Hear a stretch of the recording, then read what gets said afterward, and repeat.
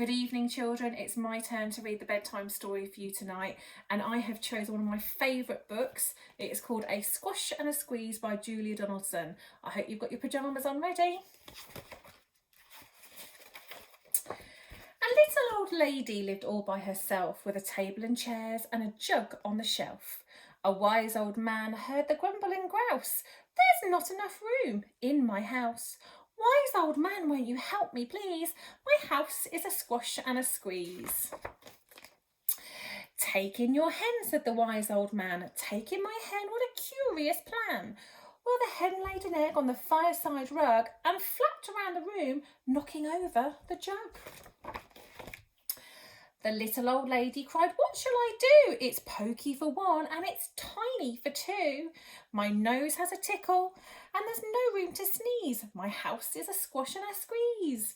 And she said, "Wise old man, won't you help me, please? My house is a squash and a squeeze." "Take in your goat," said the wise old man. "Take in my goat, what a curious plan." Well, the goat chewed the curtains and trod on the egg, then sat down to nibble the table leg. The little old lady cried, "Glory be, it was tiny for two and it's titchy for three." The hen pecked the goat and the goat's got fleas. My house is a squash and a squeeze. And she said, "Wise old man, won't you help me, please? My house is a squash and a squeeze." "Well, take in your pig," said the wise old man. "Take in my pig, what a curious plan."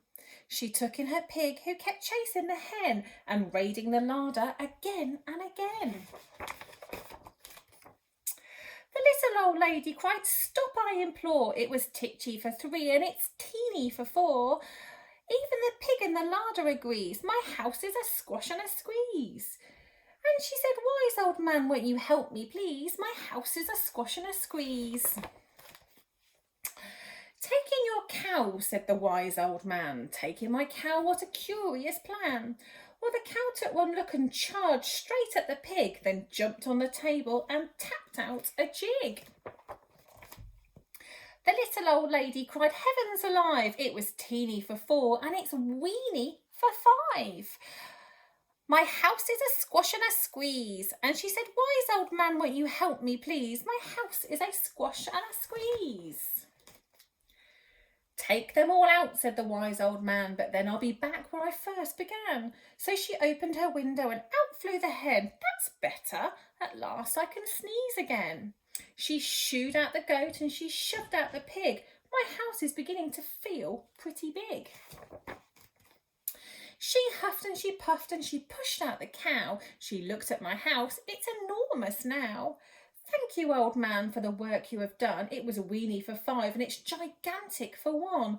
There's no need to grumble and there's no need to grouse. There's plenty of room in my house." And now she's full of frolics and fiddle-dee-dees. It isn't a squash and it isn't a squeeze. "Yes," she said, "full of frolics and fiddle-dee-dees. It isn't a squash or a squeeze."